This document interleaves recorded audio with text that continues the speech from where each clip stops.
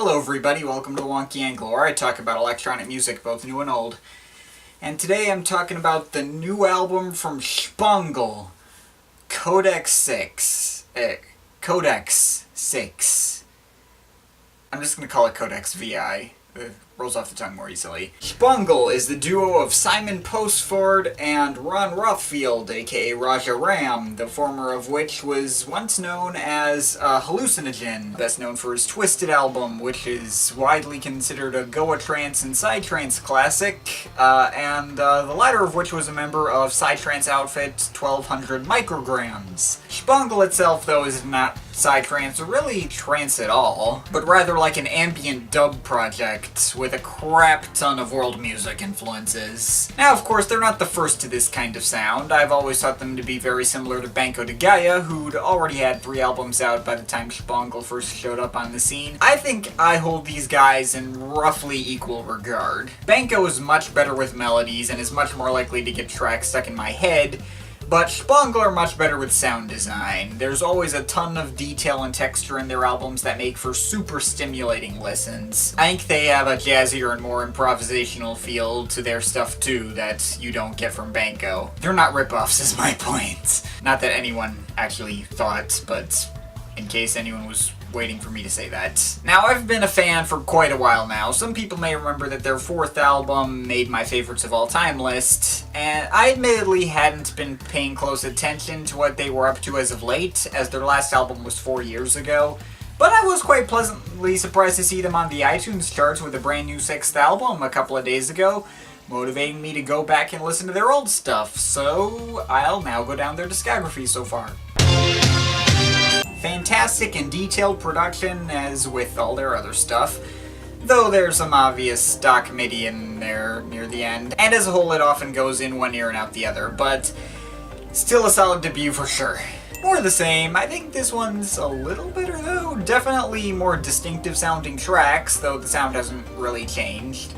But it takes a while to really get going for me. I mean, first track is great, then kind of drops off after that till track 5 or so. But again, really solid stuff here. Even the weaker tracks I mentioned are all solid and enjoyable. This one actually had a pretty creative idea of just having a series of like 20 shorter tracks that all formed one fairly cohesive piece. I think it's their most well-loved one, and a fairly big favorite of mine too. But probably only my second favorite of theirs overall. The best one for me has to be this one.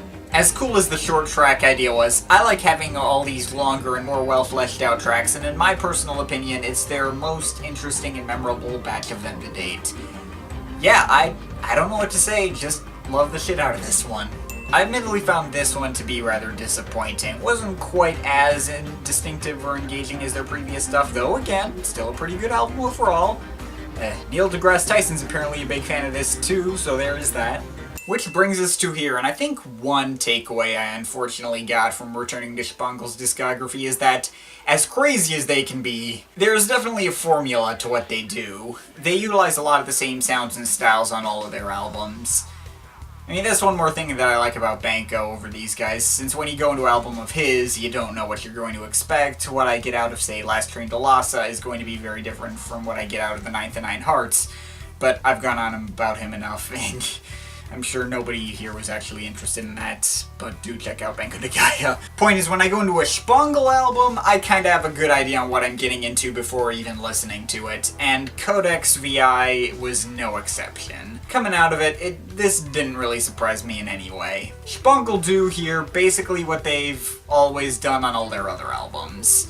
But I also think the formula that they do always follow to a T results in so many interesting sounds and engaging listening experiences that they can get away with it. I mean, it's not like they're Armin van Buuren making the same stuff over and over to fit the standards of a specific and simplistic genre. Shpongle are very much doing their own thing. It's actually kind of more like carbon-based lifeforms, actually. Like, they have a style that is recognizably theirs, and they stick to it with mainly just minor variations in sound from album to album. Well, except Shpongle never had an album like 23, but whatever. I think in the end, though, aside from the fact that Codex VI isn't anything super surprising for these guys, the way I feel about this album is very similar to the way I feel about their second album, Tales of the Inexpressible. I don't think it's amazing all the way through. There are some moments which are pretty good, but don't stick out much.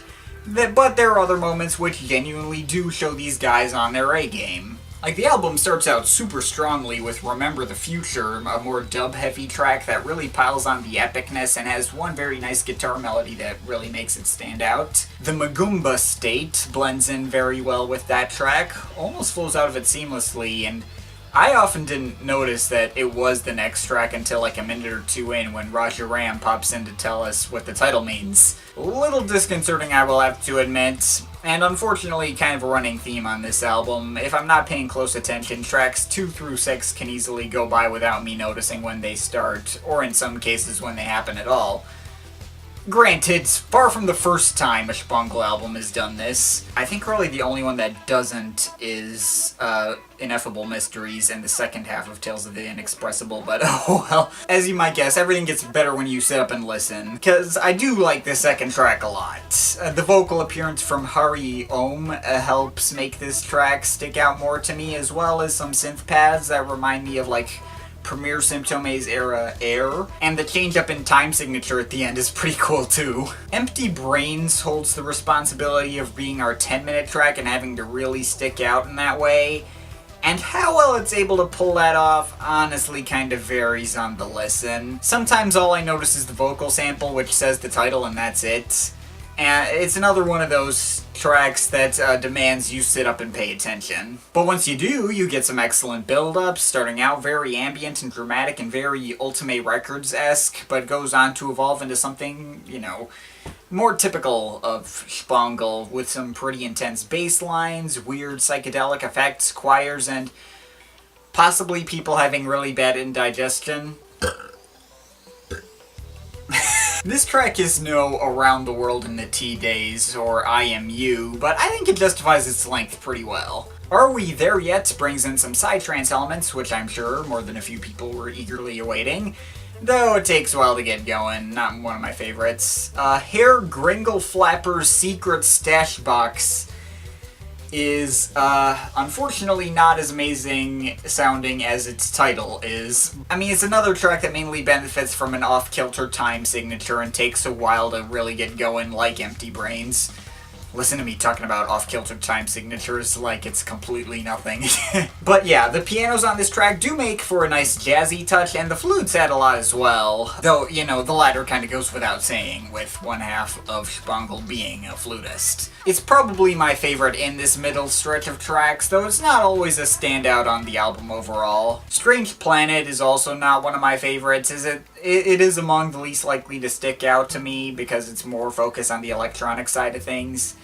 Though once again, is much better when you sit up and pay attention, with its various alien squirting synth effects flying all over the place. The Go-Trance producer Astrix has a credit on this one too, which is interesting, so yeah. For what it's worth, I do think every track on this album is very good. I don't think Shpongle have ever released a track I've ever straight disliked either. It just all runs together a lot, you know. After that, thankfully, we get a track that actually does stick out to me more. I Woke Up as a Schlummutz. Though the title might have you believe you're about to get something weird and mysterious, like basically everything else on this album, this track actually does stick out by being in a major key and feeling much more uplifting and refreshing. I think it also samples Towers of Dub by The Orb, or at least has a beat that sounds like exactly like it. And then Celestial Intoxication has a much more openly Latin flavor and sounds very similar to Smooth by Santana. Same chord progression and key, similar bass line too, I think. Though Shpongle made sure to make up for the similarity by putting lots and lots of other sounds on top of it, including their own catchy melodies and lyrics. Mi hermano, y sabroso. At least that's what it sounds like. Though that means my brother and tasty from what I remember of high school Spanish. I'm not sure I'm expounding any thoughts on the band that came up with a song called No Turn Unstoned. I think they've earned the right to not make sense, but regardless, this track is just as structurally interesting as all the other tracks on here, but with the added benefit of actually being kinda catchy. And the whole thing ends in Hammock Therapy, a very stripped back piano and flute duet, which is actually a very effective closer to this album if you ask me. And there's also a bonus track called A Series of Heads, which closes this album on a less satisfying note to me. Combines elements of previous tracks, and the main thing I remember about it is the vocal sample, which basically seems to describe someone coming across the Shpongle logo itself. It's a cool track, but not a crucial one in my opinion. So, final thoughts on Codex VI. On one hand, I don't think this is one of the strongest albums in their entire career.